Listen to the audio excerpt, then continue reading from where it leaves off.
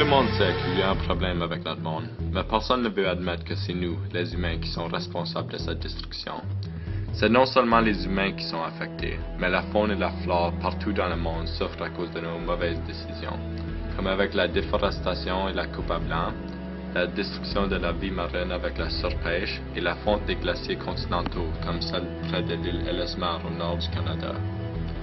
Nous avons demandé la réaction des gens face à ce problème. Voici leur réponse. Alors, un glacier qui perdrait environ 50% en 50 ans, je pense que je serais plutôt inquiet parce que c'est une masse d'eau douce qui va aller se diluer dans la mer, dans l'océan. Et donc, mon impression sans connaître la science, là, je crois que la fonte des glaciers, en général, peut être un tracas qu'on vérifie à niveau de l'équilibre océanique, puis des environs, des rives.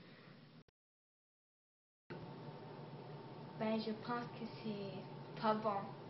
Il y a plusieurs conséquences de la fonte des glaciers continentaux, comme l'augmentation du niveau d'eau des océans.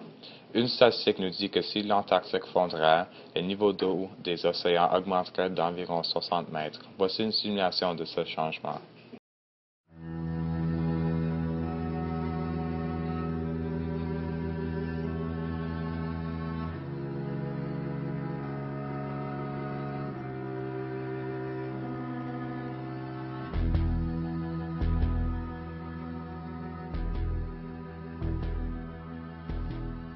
Évidemment, la cause principale de la fonte des glaciers est le réchauffement climatique. Mais c'est quoi qui cause le réchauffement climatique? Bien, c'est un mélange d'une augmentation des gaz carboniques dans l'air et dans l'eau. Voici un tableau qui démontre les gaz qui font partie des gaz à effet de serre. Comme vous pouvez voir, il y a beaucoup de gaz carboniques. La plupart de ces gaz proviennent des voitures et les usines produisent beaucoup de gaz carbonique aussi.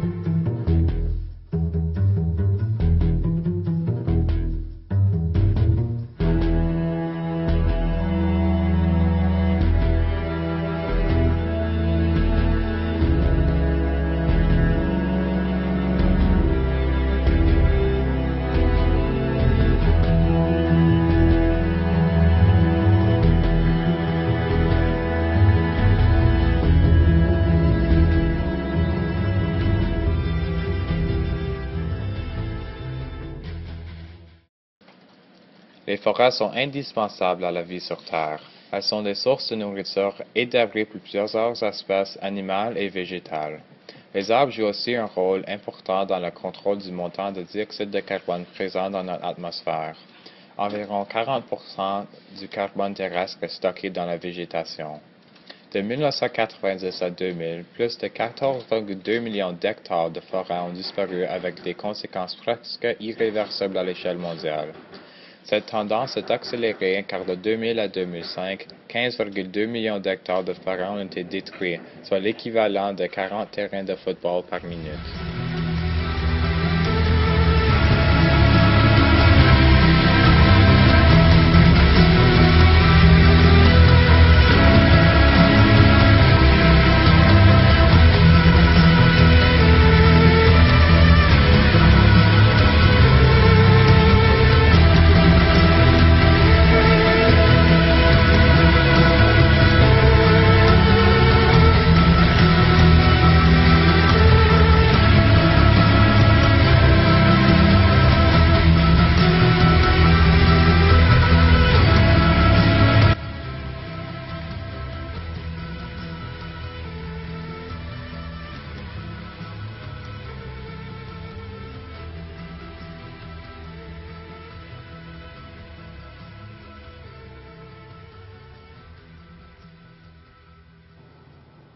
les espèces disparues sont inclus les plantes et les insectes. Moi, je pense qu'il y en a des dizaines, même si on se tient au Canada seulement, des dizaines par semaine, même des sortes qu'on connaît peut-être même pas, qu'on n'a pas la chance de connaître avant même qu'elles disparaissent.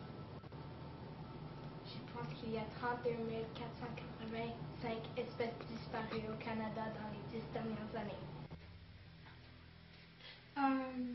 Je sais pas. Probablement beaucoup. Oui, Plus qu'une centaine. Oui, peut-être. Je penserais. Je dirais comme environ 10 à 20.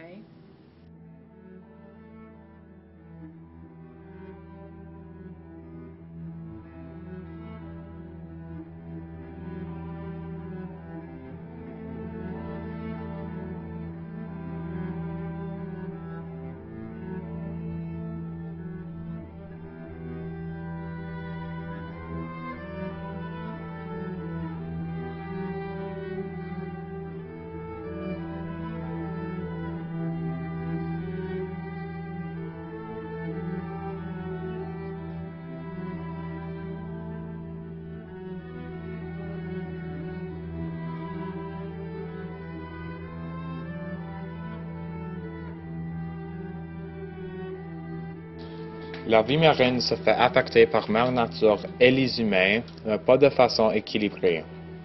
Oui, les ouragans et les autres phénomènes naturels peuvent détruire les habitats marins, mais c'est habituellement temporaire et se répare assez vite. Mais les humains causent les plus grands dommages avec l'acidification de l'eau, ce qui est un phénomène qui n'est pas facilement réversible et qui cause l'hypoxie marine. L'hypoxie est le manque d'oxygène dans l'eau, ce qui fait que c'est plus difficile pour les organismes de respirer. Un autre problème qui cause la destruction de la vie marine est la surpêche.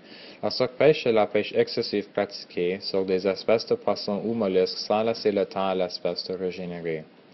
Cette surpêche donne des bons résultats à court terme, mais au long terme entraîne des conséquences graves comme une diminution du nombre de prises ou une diminution de la taille et âge moyenne des prises.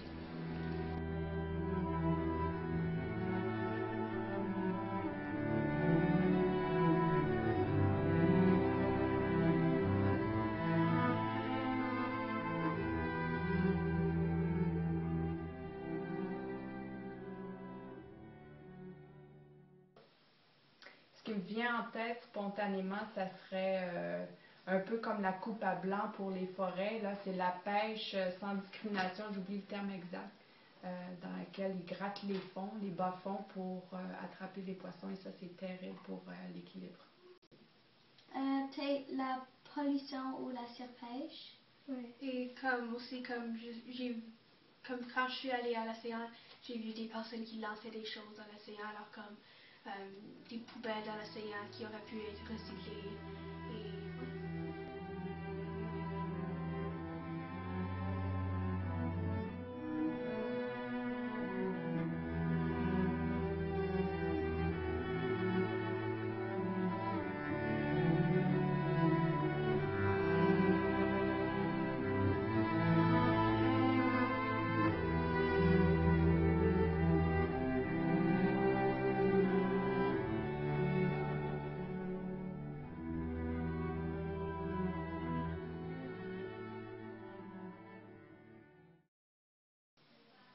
Oh, j'aurais dû lire un peu plus avant de répondre à ça.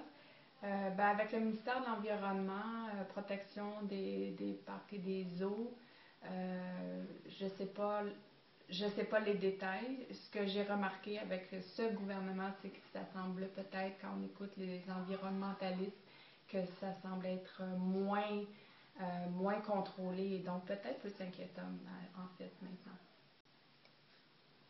Rien, parce que tout le monde s'en fout des habitats naturels sauf les hippies.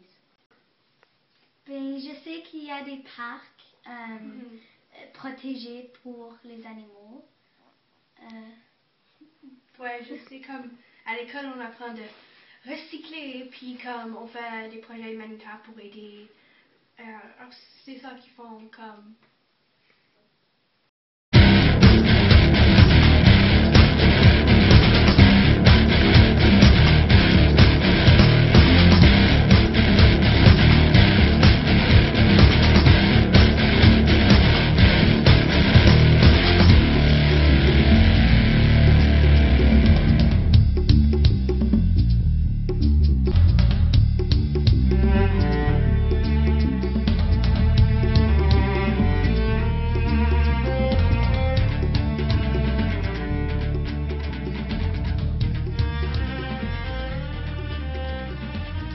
Il y a plusieurs problèmes qui détruisent la beauté de notre monde et ses habitats.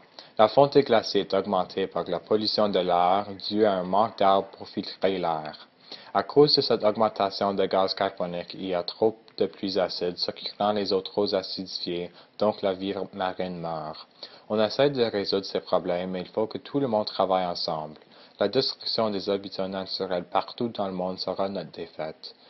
Vous pouvez ajouter la destruction de votre monde à vos listes de façons de mourir.